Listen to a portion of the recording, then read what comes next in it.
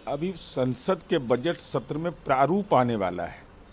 प्रारूप आने के पहले ही राजनीतिक विमर्श प्रारंभ हो गया। तो बिहार सरकार तो एक रोल मॉडल इस संदर्भ में है।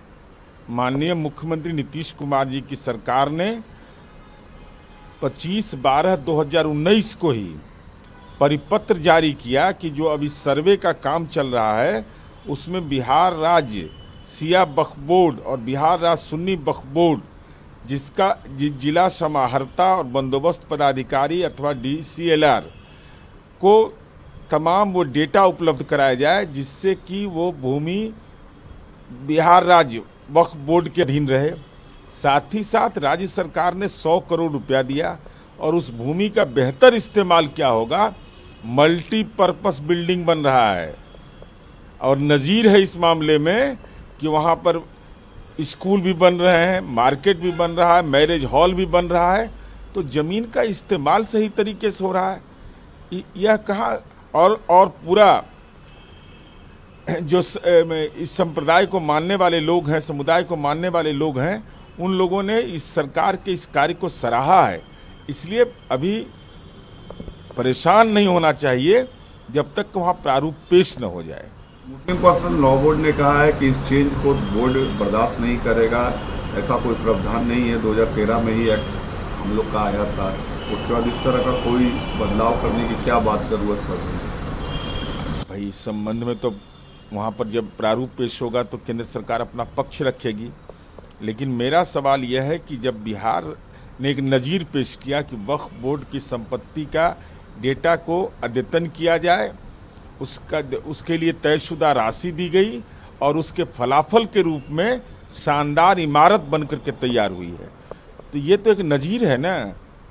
काम में ज़्यादा विश्वास रखना चाहिए और उस ज़मीन का भू का इस्तेमाल हो जाएगा तो निश्चित रूप से लोगों का भला होगा। ओवैसी ने कहा है कि मोदी सरकार वक्फ बोर्ड के अमेंडमेंट में बोर्ड की ऑटोनॉमी को छीनना चाहती है। देखिए, इस देश के अंदर संविधान है और संविधान में ऑटोनॉमी जैसे महत्वपूर्ण शब्द जो स्वायत्ता होता है, स्वायत्ता एक महत्वपूर्ण पक्ष है। बगैर प्रारूप पेश किए हुए राजनीतिक स्वायत्ता के तहत बयान देने से परहेज करना चाहिए।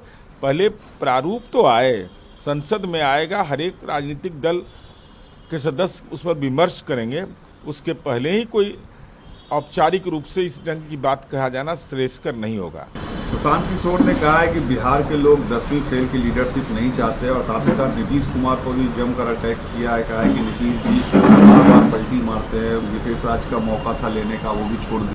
नहीं, माननीय प्रशांत किशोर जी से मैं का भाषण सुन रहा था, एक बहुत ही आपत्तिजनक बात उन्होंने बोला कि चुनाव लड़िए, कैंडिडेट बनाएंगे, पैसा की चिंता नहीं करिए।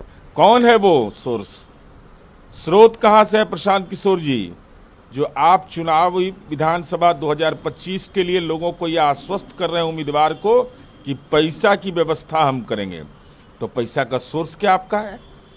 किसके प्रभाव में, कहाँ पर आपका दिल लगा हुआ है, कहाँ से अंदरूनी स्रोत है? जरा पारदर्शी लोकतंत्र की बात कर रहे हैं और बिहार की राजनीति में तो अभी आए हैं ना, जब राजनीति के व्यवसाय में असफल हो गए। इसलिए हमारी उम्मीद है कि पारदर्शी लोकतंत्र के लिए आपको यह बताना पड़ेगा कि आपके संपत्ति का सोर्स क्या है, जिसके माध्यम से आपने उम्मीदवार को आश्वस्त किया है कि पूरे तौर पर हम चुनाव लड़ेंगे आपका।